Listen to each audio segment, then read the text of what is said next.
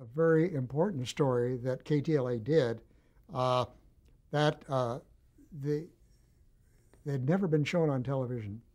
And the networks were supposedly going to be the ones that were going to cover it, but they found out from the telephone company that the telephone company indicated it would take 6 months to get the job done, and we had 10 days before the first shoot at Frenchman's Flat outside Las Vegas in Nevada.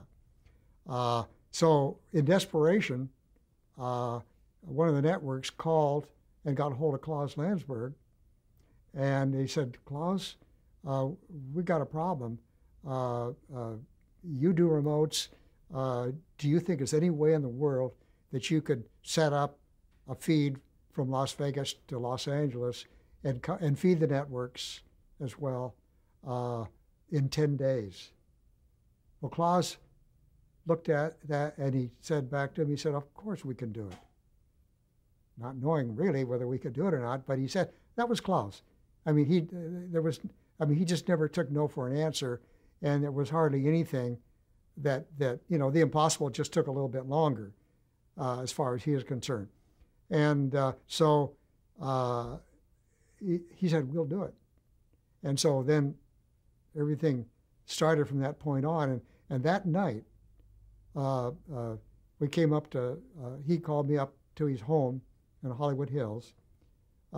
And we spent the whole night, he and I, on the floor looking at maps, topographic maps, and we're looking at possible sites to put microwave links. It involved we didn't know at that time, but we thought it would take 6 or 7 different links to get it from where it began at Frenchman's Flat, 10 miles away from where the blast was to take place.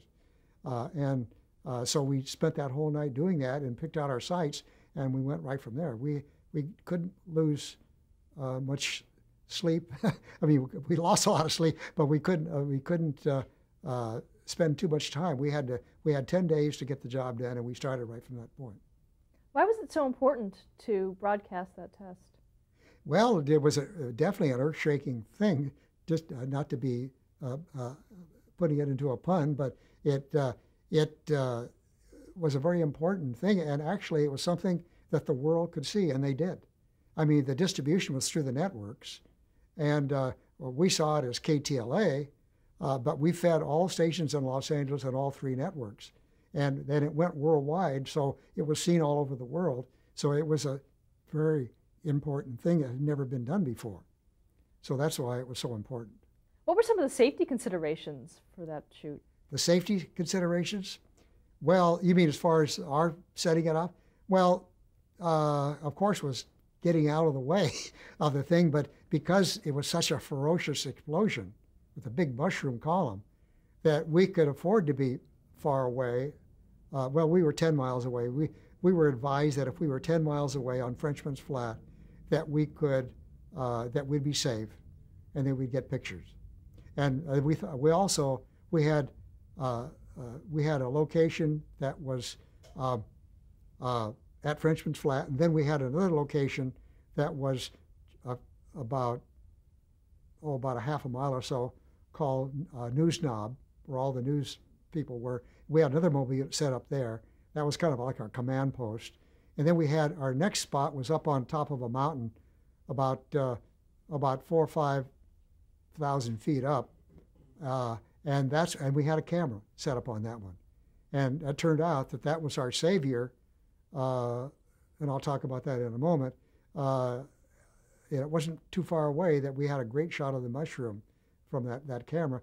Then we went up to another spot on another hill, and then we went up to a spot called we called it Mount X. It was 10,000 feet up, and that was, and we got there by lowering John Polich, who was one of our main remote people, that he was lowered down with the equipment, for the microwave equipment, and he said, and it was a receiver for the previous link, and then the one for the next one, and he spent the time up there, and they almost crashed the copter trying to get up to that spot, but fortunately they didn't. And he set up that equipment, and then we had to go up into another spot called Wrightwood, which is the next one prior to Mount Wilson. And then from Wrightwood, we fed Mount Wilson transmitter. And we had to put people up there, and they had to stay up there a few days without, all by themselves, and working on generators with a receiver for the previous link and a transmitter for the following link. One thing I might just mention that I remember sitting in the mobile unit. We were waiting for something to go, and Klaus had left. Klaus always did the directing on that particular thing. And so he was out there talking to somebody, but he was away from the unit. And all of a sudden I heard a tapping on the door. And I opened the door, and lo and behold, guess who it was? It was Walter Cronkite himself in a trench coat. And he leaned over and he said, can you tell me how I can get a hold of a fellow by the name of Klaus Landsberg? And I said, well, I told him, I knew exactly who he was. And so I addressed him by his name, and he shook my hand. And so that was my first introduction to that type of a celebrity. It was quite a thrill at that time. And we got him in touch with Klaus.